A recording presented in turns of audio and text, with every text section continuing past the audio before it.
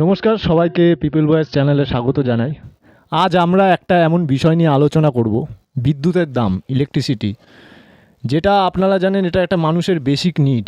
আজকে সমস্ত জিনিসের দাম অনেক ওপরে। সাধারণ মানুষ যারা 10-15 হাজার টাকা ইনকাম করেন বা তার কম, তাদের ক্ষেত্রে কিন্তু এই সমস্ত বেসিক নিড যেই সব পণ্য আছে সেগুলোর যোগান দেওয়া কিন্তু আজ খুবই দুঃসহ ব্যাপার হয়ে উঠেছে।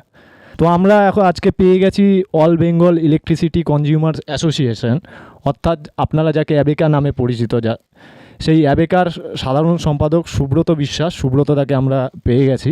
তো ওনার কাছে প্রথমেই যে প্রশ্নটা থাকবে আমার, যে ওনারা এই বিদ্যুতের দাম নিয়ে সাধারণ মানুষের জন্য বহুবার তো আন্দোলন করেছেন।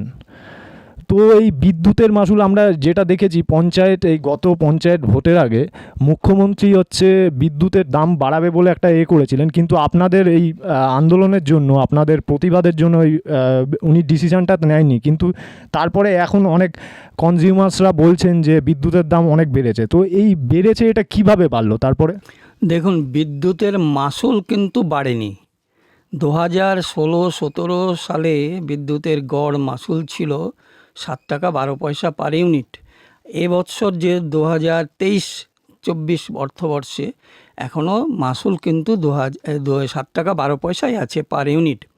এবছর মাসুলটা না বাড়িয়ে পঞ্চায়েত নির্বাচনের ঠিক আগে বললে ঠিক হবে না। আসলে বিদ্যুৎ নিয়ন্ত্রণ কমিশন 31শে মার্চ ট্যারিফ ডিক্লেয়ার করেছে, কিন্তু কোম্পানি সেটা ইমপ্লিমেন্ট করেছিল না। সেইটা ইমপ্লিমেন্ট করলো ওই জুন মাসের শেষের দিকে। তখনই আমরা জানতে পেরে এক সপ্তাহের টানা ওয়েস্ট বেঙ্গলে বিদ্যুৎ গ্রাহকদের মানে প্রতিবাদ আন্দোলনের ডাক দিয়েছিলাম 1 সপ্তাহব্যাপী। তার ফলে 23শে জুন তারিখে রাত্রিবেলায় আমরা খবর পেলাম যে গভর্নমেন্ট বলেছে এখন হেল্ড আপ থাক, এখন এটা দাম নেওয়া চলবে না। যেমন ডিসিআরসি 100 টাকার থেকে 500 টাকা করে দিয়েছিল, ডিসকানেকশন রিকানেকশন স্থগিত রাখা হলো। মিনিমাম চার্জ, ফিক্সড চার্জ ব্যাপক বাড়িয়েছে, স্থগিত রাখা হলো। কিন্তু পঞ্চায়েত নির্বাচন ছিল বলেই স্থগিত রাখা হলো, এটা আমরা বুঝতে পেরেছিলাম। ঠিক 11ই জুলাই পঞ্চায়েতের রেজাল্ট বেরোলো, ঠিক 15ই জুলাই থেকে আবার পুরোটা ইমপ্লিমেন্ট শুরু হলো। শুধু একটা গ্রাহক আন্দোলনের ভয়ে ওই ডিসিআরসিটা 100 টাকার থেকে 500 টাকা সেটা এখন ইমপ্লিমেন্ট করেনি, কিন্তু ফিক্সড চার্জ দ্বিগুণ করা হয়েছে। ডোমেস্টিক বিদ্যুৎ গ্রাহকদের ছিল 15 টাকা পার কেভিএ পার মান্থ, সেটা 30 টাকা ডবল। বাণিজ্যিক গ্রাহকদের 30 টাকা ছিল 60 টাকা। ইন্ডাস্ট্রিয়াল গ্রাহকদের 50 টাকা ছিল পার কেভিএ পার মান্থ 75 টাকা। এগ্রিকালচারে সাবমার্সিবল কনজিউমারদের 20 টাকা ছিল 40 টাকা। মিনিমাম চার্জ তো অস্বাভাবিক 3 গুণ বেড়েছে। ডোমেস্টিকে ছিল 28 টাকা, সেটা বেড়ে করলো 75 টাকা। কমার্শিয়ালে ছিল 40 টাকা, সেটা বেড়ে 105 টাকা পার কেভিএ পার মান্থ। ইন্ডাস্ট্রিয়াল কনজিউমারদের কোনো মিনিমাম চার্জ ছিল না, তাদের পার কেভিএ পার মান্থ 200 টাকা করে করলো। মানে ভয়ঙ্কর পরিস্থিতি। ইন্ডাস্ট্রিয়াল কনজিউমাররা এই চাপে তারা এই 3 মাসের মধ্যে প্রায় কয়েক হাজার ইন্ডাস্ট্রিয়াল কনজিউমার, ক্ষুদ্র শিল্প, তারা লাইন স্যারেন্ডার করতে বাধ্য হয়েছে। এবার ব্যাপারটা হচ্ছে যে একটা এই সামিটে, সেখানে তো মুখ্যমন্ত্রী বলেছিলেন যে ক্ষুদ্র শিল্প প্রসারের দিকে নজর দিতে হবে। তাহলে এইভাবে যদি বাড়াতে থাকে, তো ক্ষুদ্র শিল্পতে আমরা যা খবর পাচ্ছি, এমনিতেও সব ক্ষুদ্র শিল্প পড়ে যাচ্ছে, যা অবস্থা ভয়ঙ্কর। আমরা সঙ্গে সঙ্গে তার প্রতিবাদ করেছিলাম অ্যাবেকার থেকে, যেটা কাগজেও একটু বেরিয়েছিল। আমরা বলেছিলাম একদিকে গভর্নমেন্ট ক্ষুদ্র শিল্পকে ঋণ দেবে, লোন দিয়ে বাঁচিয়ে রাখার চেষ্টা করছে, আর একদিকে ক্ষুদ্র শিল্পের ওপর এই যে আক্রমণটা, এটা কিন্তু ছিল না, কিন্তু মিনিমাম চার্জ ছিল না। এটা পার কেভিএ 200 টাকা পার মান্থ করার ফলে ক্ষুদ্র শিল্প পশ্চিমবাংলা থেকে উঠে যাবে, মানে হাস্কিং উঠে যাবে, উঠেই গেছে প্রায়। ছোট ছোট গমকল প্রায় বন্ধ হয়ে যাবে, আর কোনো উপায় নেই চালানোর। ধরুন ক্ষুদ্র শিল্পে এই যে এমব্রয়ডারি কাজ করে, ওই বরফ কল, তার কমার্স চলে, তারপরে এই কোনো রকমে হলুদ গুঁড়ো টুড়ো করে চালায়। মাসে এখন অফ সিজনে 20-30 ইউনিট 40 ইউনিট বিদ্যুৎ খরচ হয়। তাদের যদি মাসে আপনার ধরুন 3,000-4,000 টাকা শুধু মিনিমাম চার্জ দিতে হয়, কার পক্ষে সম্ভব বাড়ির থেকে টাকা দিয়ে মিল চালিয়ে রাখা? ফলে লাতারে বিদ্যুৎ গ্রাহক যারা ক্ষুদ্র শিল্পর লাইন ডিসকানেকশন করে দিচ্ছে, উপায় নেই তাদের আর। এগ্রিকালচারে কী অবস্থা করেছে আপনারা জানেন তো, শুধু বোরো চাষের জল লাগে, সারা বছরটা বসে থাকে। সেই এগ্রিকালচারে কোনো মিনিমাম চার্জ ছিল না, এবার 75 টাকা পার কেভিএ করেছে। তার মানে সারা বছর তাকে ঘরের থেকে 300-400 টাকা গুনতে হবে শুধু সাবমার্সিবলটা রক্ষা করার জন্য। কাহা তক সম্ভব? ফলে ক্ষুদ্র শিল্প, ক্ষুদ্র চাষি পশ্চিমবাংলাকে একদম ধ্বংস করে দেওয়ার পরিকল্পনা হয়েছে বিদ্যুৎকে হাতিয়ার করে। এটা করার কোনো প্রয়োজন ছিল না। পশ্চিমবাংলা সরকার যদি শিল্পেরই এত দরদি হয়, কৃষির দরদি হয়, তাহলে ইমিডিয়েট এই বিদ্যুৎকে ব্যবহার করে ক্ষুদ্র ফিক্সড চার্জ এবং মিনিমাম চার্জ বাড়তি যেটা হয়েছে সেটা প্রত্যাহার করুক। সরকারের হাতে আইন আছে, 108 ধারা আছে বিদ্যুৎ আইন 2003। গভর্নমেন্ট যদি চায় বিদ্যুৎ নিয়ন্ত্রণ কমিশনের সিদ্ধান্ত বাতিল করতে পারে, কেন করছে না? ওদিকে মানুষকে বোকা বানানোর জন্য ক্ষুদ্র শিল্প নিয়ে মেলা হলো। এত কোটি কোটি টাকা খরচ করার কী দরকার? যদি আমাদের এই ক্ষুদ্র শিল্প দেশের বাঁচাতে চাই, তাহলে বিদ্যুতের এই মিনিমাম চার্জ প্রত্যাহার করতে হবে। এ ধরুন স্মার্ট মিটার, কি প্রয়োজন আছে বলুন? আমাদের ডিজিটাল মিটার সূক্ষ্মভাবে বিদ্যুতের পরিমাপ করতে পারে, কয়েক হাজার কোটি টাকা দিয়ে কেনা হয়েছে, তার লংজিবিলিটি রয়েছে। আপনি কি বলবেন? পশ্চিমবাংলা সরকার কেন্দ্র সরকারের বিরোধিতা করছে, অথচ পশ্চিমবাংলা সরকার 2021 সালের 9 জুলাই উচ্চ পর্যায়ের মিটিং করে স্মার্ট মিটার কেনার সিদ্ধান্ত নিয়েছে এবং অলরেডি 37 লক্ষ কেনা হয়ে গেছে। এই স্মার্ট মিটারটা কি প্রয়োজন? শুধুমাত্র এটা স্মার্ট মিটারে কোনো মিটার রিডার লাগবে না, কোনো বিল আসবে না, গ্রাহকরা কিছুই জানতে পারবে না কী পোড়াচ্ছে, কী খরচ হচ্ছে, কত দাম। এই স্মার্ট মিটারটা পরিচালনা করবে আর্টিফিশিয়াল ইন্টেলিজেন্সি, যেটার দ্বারা বিদ্যুৎ গ্রাহকদের লুট করার সমস্ত ব্যবস্থা আছে এর মধ্যে।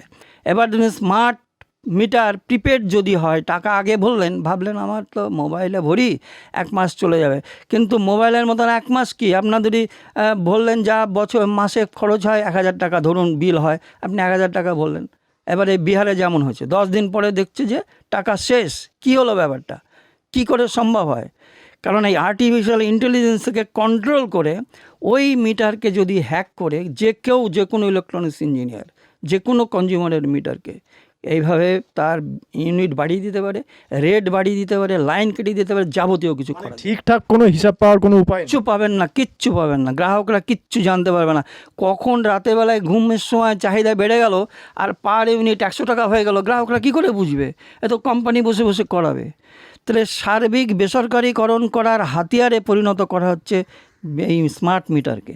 আর পশ্চিমবাংলায় এই বেসরকারিকরণের বিষয়টাকে, বিদ্যুৎ আইনটা যেহেতু এখনও পাস হয়নি, ভুল পথে এটাকে ইমপ্লিমেন্ট করছে যাতে ক্ষুদ্র শিল্প, ক্ষুদ্র চাষি ধ্বংস হয়ে যায়। তা নাহলে কী প্রয়োজন ছিল? আমরা তো জিজ্ঞাসা করেছিলাম আধিকারিকদের, বলুন কী নেসেসিটি, আপনাদের 1 পয়সা লস হচ্ছে? কোনো দিক তো দেখাতে পারবেন না, বরং আমরা ধরেছি তাদের হিসাবের গলমিল পেশ করব কমিশনের কাছে। তারা হিসাব গলমিল করে বেশ কিছু কয়েকশো কোটি টাকা আমাদের বেনামে তুলে নিচ্ছে গ্রাহকদের কাছ থেকে। আমরা দেখাবো, সেগুলো প্লেস করব। কিন্তু যেখানে 50% দাম কমানোর বাস্তব অবস্থা, সেখানে এই ফিক্সড চার্জ দ্বিগুণ করে মিনিমাম চার্জ এরকম বাড়িয়ে আমাদের রাজ্যের ক্ষুদ্র শিল্প, ক্ষুদ্র কৃষি ধ্বংস করে দেওয়ার একটাই উদ্দেশ্য। কেন্দ্রীয় সরকারের বিদ্যুৎ বিল 2022, যেটাকে বেসরকারিকরণ করার মূল হাতিয়ার আইন করছে, সেটাকে ইমপ্লিমেন্ট করছে ঘুরপথে, যাতে সব বন্ধ হয়ে যায়। এবং তারপর আস্তে আস্তে আলটিমেটলি এই টাটা গোয়েঙ্কা বসে আছে ওত পেতে, তারা কিনে নেবে, বিক্রি করে দেবে। এই ভয়ঙ্কর পরিস্থিতি সৃষ্টি হয়েছে। এর থেকে মুক্তি পেতে গেলে আমরা পশ্চিমবাংলায় অ্যাবেকার থেকে ট্রান্সফরমার ধরে ধরে কমিটি করছি। আমরা বলছি স্মার্ট মিটার কেউ লাগাতে দেবেন না, দেবেন না, প্রতিরোধ করুন, প্রতিরোধ করুন। কোনো এরকম জোর জুলুম করে লাগাতে পারবে? যদি সমস্ত গ্রাহকরা এটা নিয়ে প্রতিবাদ গড়ে তোলে, প্রতিরোধ গড়ে তোলে, এবং গড়ে তুলতেই হবে। যারা না বুঝে স্মার্ট মিটার লাগাবে, বিহারের মতন পরিস্থিতি হবে, আসামের মতন হবে, উড়িষ্যাতে হবে, এই কাণ্ড হবে। জম্মু কাশ্মীরে হয়েছে, কি ভয়ঙ্কর কাণ্ড চলছে সব জায়গায়। মধ্যপ্রদেশে লাগাচ্ছে, সেখানেও লড়াই চলছে। ফলে এটাকে যে কোনো মূল্যে স্মার্ট মিটার লাগাতে দেব না, এর জন্য প্রতিরোধ কমিটি করে তুলতেই হবে, না হলে মানুষ বিদ্যুৎ আর ব্যবহার করতে পারবে না। এই যে আপনি বললেন স্মার্ট মিটার নিয়ে বিক্ষোভ হচ্ছে, এ হচ্ছে, সেটা তো মূলধারার মিডিয়াতে এইগুলো নিয়ে তো কোনো রকম কোনো চর্চাও নেই, কিছুই নেই। মানে মানুষের কাছে অপরিচিত থেকে যাচ্ছে এসবের ব্যাপারে। এই ইলেকট্রিসিটির আপনি যে কারণগুলো বললেন, সেই কারণগুলো আমি আশা করব যে আমাদের দর্শকের অনেকের কাছে এটা অপরিচিত, মানে এই কারণগুলো তারা জানেন না। তো এই ব্যাপারটায় কী বলবেন? এই যে মিডিয়ার ভূমিকা নিয়ে আপনি এটা কী বলবেন? দেখুন, মেন স্ট্রিম মিডিয়ার যদি বলেন এখন মিডিয়ার তো এগুলো উচিত, সমস্ত মিডিয়ারই উচিত জনগণের মধ্যে যে বিক্ষোভ বা সরকার গণতান্ত্রিক ব্যবস্থা, এটাই হচ্ছে একটা মিডিয়াটা হচ্ছে স্তম্ভ, যে জনগণের মধ্যে সরকারের যে নীতি আইন কানুন সেটাকার মধ্যে যা জনবিরোধী সেগুলো তুলে ধরা, প্রতিরোধ করা, প্রতিবাদ করা, এটা তো গণতান্ত্রিক নিয়ম। কিন্তু সেইগুলোকে হাইলাইট করে মানুষের মধ্যে নিয়ে যাবে তো মিডিয়া, এটাই তো গণতান্ত্রিক ব্যবস্থার নিয়ম। না নিয়ে গেলে আমরা কি বলবো? আমরা ঘুরপথে বলতে পারি সরকারের বেনামে নামে যাই বলো না কেন সরকারের নীতিকে সাপোর্ট করে চলছো, এইটাই কি বলতে হয়। আর বকলমে এগুলো কি, এই যে টাটা বিড়লা বা গোয়েঙ্কা আদানি আম্বানি যারা এই বিদ্যুৎ ব্যবসাটাকে বেসরকারিকরণ করে কিনে নিতে চাইছে, তাদের স্বার্থ রক্ষা হবে।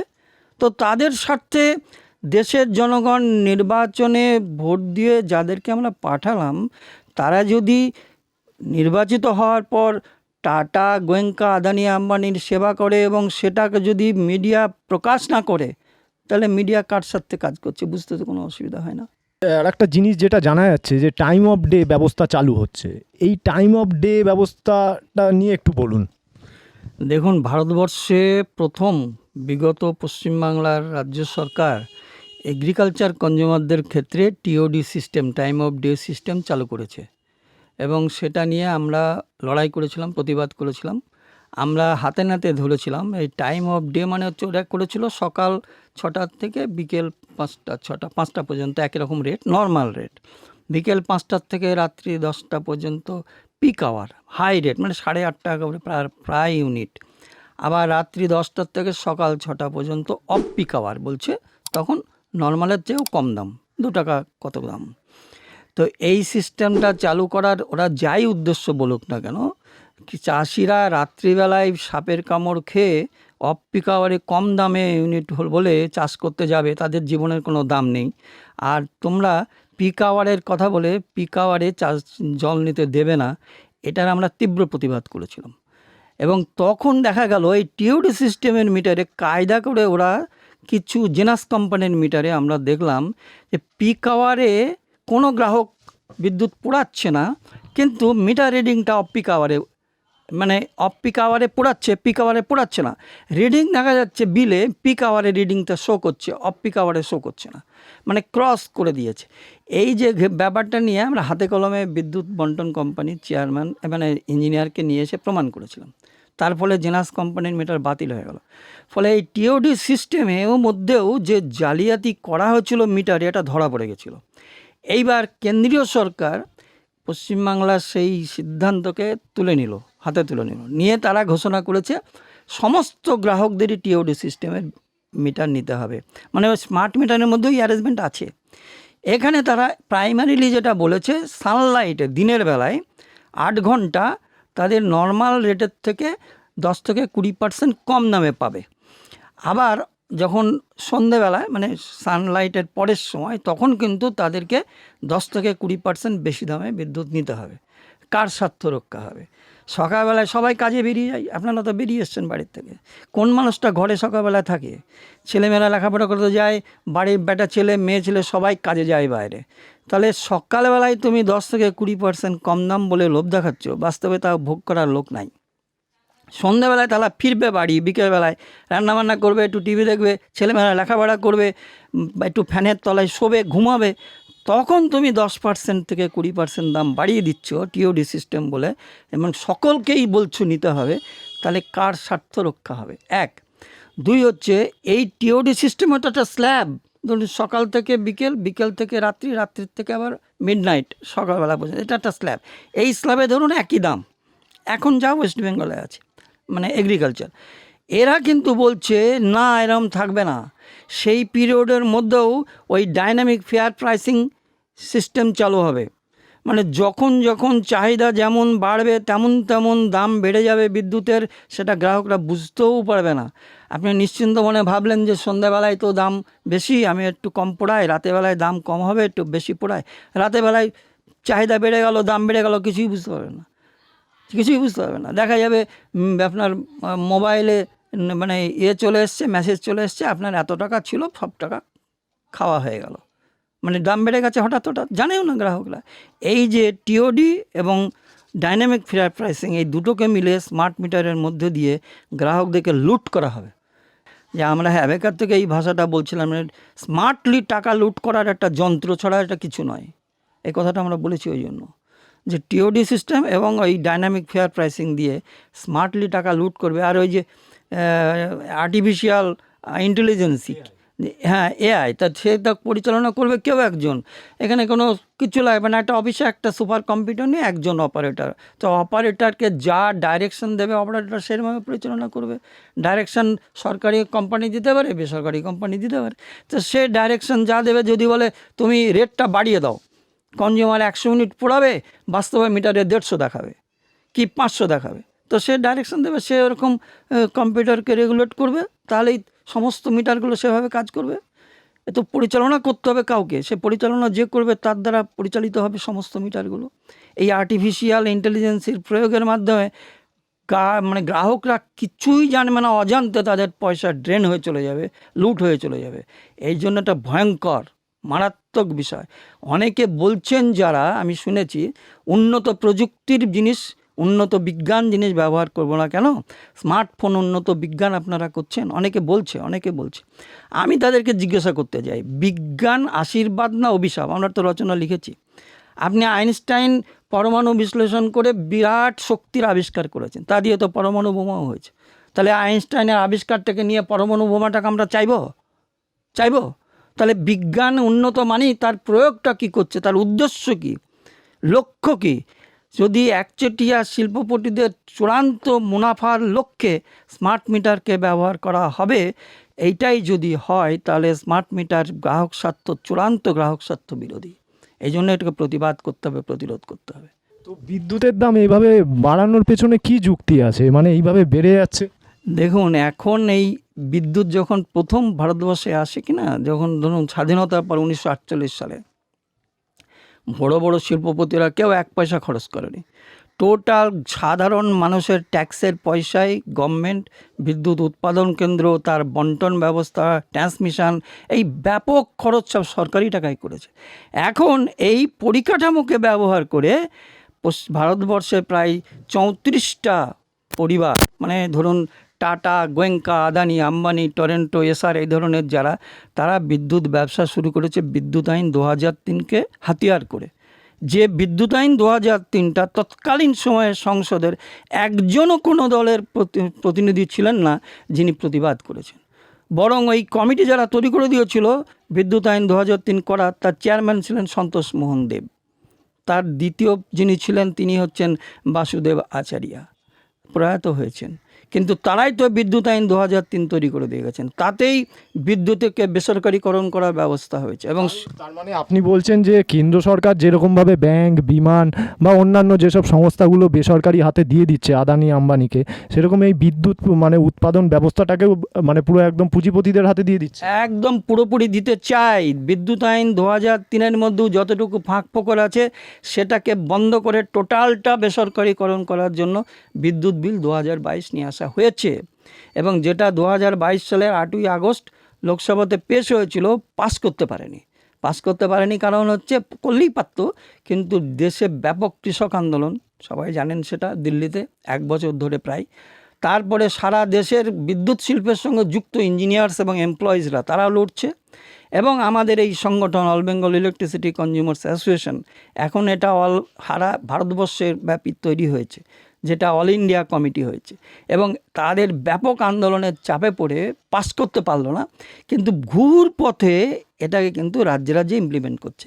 সরকার চাইলেই কি মানে বিদ্যুতের দাম অর্ধেক করে দিতে পারে? দেখুন, বিদ্যুতের দাম আমরা দেখিয়েছিলাম 2016-17 সাল থেকে 50% কমানো যায়, কারণ কয়লার দাম 40% কমে গেছে, কয়লার ওপরও জিএসটি 7% কমেছে, কোম্পানির টিসি লস 2% কমেছে, ফলে এমনিতেই 50% কমে গেল। তাহলে 2016-17 সাল থেকে বিদ্যুতের দাম কিন্তু 1 পয়সাও কমানো হয় নাই। তাহলে 2016-17 সাল থেকে কোম্পানি গ্রাহকদের কাছ থেকে যা রেভিনিউ আদায় করেছে তার 50% তো সাশ্রয় হচ্ছে। সেই টাকা কোথায়, তার হিসাব কোথায়? এই বছরের পর বছর 16, 17, 17, 18, 18, 19, এই 18, 19 সালে বিদ্যুৎ নিয়ন্ত্রণ কমিশন বললেন যে তোমাদের দাম বাড়ানোর কোনো কোশ্চিনই নেই, বরং 1 টাকা করে দাম কমাও, এই কথা বলেছিল। তাহলে কোম্পানি তো সেটা শোনেনি। আবার এই মাল্টিপল ট্যারিফ তখন, তার মানে 18-19, 19-20, 20-21, আর 22 সালের 1 জানুয়ারি বিদ্যুৎ উন্নয়ন নিগম যারা প্রোডাকশান করছে, জেনারেশন করছে, তার যে চেয়ারম্যান এবং managing director doctor PB. Salim, তিনি তো একবারে দিয়ে মানে লিখিতভাবে দিয়ে জানিয়েছেন 70 পয়সা করে পার ইউনিট প্রোডাকশান কস্ট কমানো হয়েছে। তাহলে বাস্তবে প্রোডাকশান কস্টই হচ্ছে 1 টাকা 32 পয়সা। অনেক কিছু খরচ যোগ করলেও কোম্পানির 3 টাকার বেশি দাম হওয়ার কথাই নয় বিক্রির দাম, সেখানে 7 টাকা 12 পয়সা গড়ে 50% কমানোর বাস্তব অবস্থা তো এখানেই হাতে কলমে দেখা যাচ্ছে। তাহলে সরকার যদি চায় বিদ্যুতের দাম কমাবো গ্রাহকদের স্বার্থে, দেশের মানুষের স্বার্থে, তাহলে কোনো অসুবিধা নেই, 1 পয়সাও কোম্পানির লোকসান হবে না, 50% কমাতে পারে। এখনও তাই বাস্তব অবস্থা, কারণ তখন থেকে প্রোডাকশন কস্ট এখন আবার কমে গেল। আমাদের কথা তো নয়, বলছেন পিডিসিএল-এর ম্যানেজিং ডিরেক্টর এবং মানে চেয়ারম্যান, তো তিনি তো হিসাব করেই বলছেন, সেটা আমাদের কাছে ডকুমেন্ট রয়েছে। তাহলে কেন বিদ্যুতের দাম কমানো হচ্ছে না? ঘুরপথে বরং বাড়িয়ে সর্বনাশ করা হচ্ছে, এই ইন্ডাস্ট্রিয়াল কনজিউমার আর এগ্রিকালচার ধ্বংস করা হচ্ছে। এই হচ্ছে বিষয়টা।